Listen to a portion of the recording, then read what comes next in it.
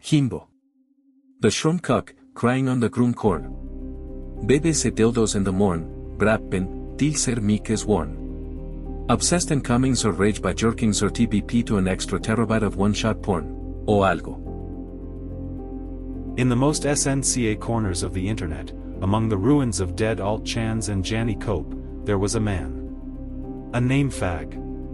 A legend. His name. Jimbo.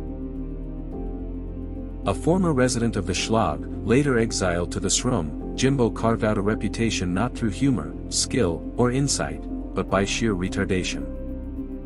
He was, simply put, one of the most unfunny and boring name fags to ever touch the buru. Jimbo's entire identity revolved around one thing. One shot, a pixel game. A Troonslop artifact. A cat, not even a long cat. Just a tranny cat carrying a light bulb. Jimbo loved it, albeit he did not just like one shot. He avatar fagged as Nico. He spammed it on the buru. He defended it like a Jardikuk in front of Zergun Cave. The result? Unrelenting ridicule. But Jimbo's greatest flaw was not his taste in games. It was his inability to shut the fuck up. Every thread. Every reply. Every bait taken. Jimbo could not resist. He would answer every single insult, every soy quote. And when logic failed, he resorted to lore. Personal attacks. Ancient drama. Anything to keep the fight going. At his peak, Jimbo had the highest message count on the Schlag, and then again on the Shrum, and then again on the buru. He claimed he had a job. He did not. But like all name fags, Jimbo never really left. His tries to quit? Disaster. His return to name fagging on the buru? Immediate. Old beef reignited. History repeated. Even now, you'll find him. Still posting Nico. Still defending that cat. Still insisting it's not Troonslop. Still. Jimbo.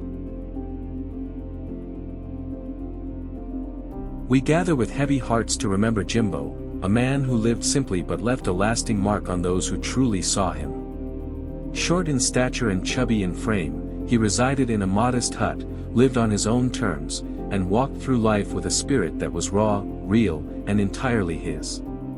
Of African descent, Jimbo cherished his roots and found deep joy in the bold, comforting flavors of Afro cuisine.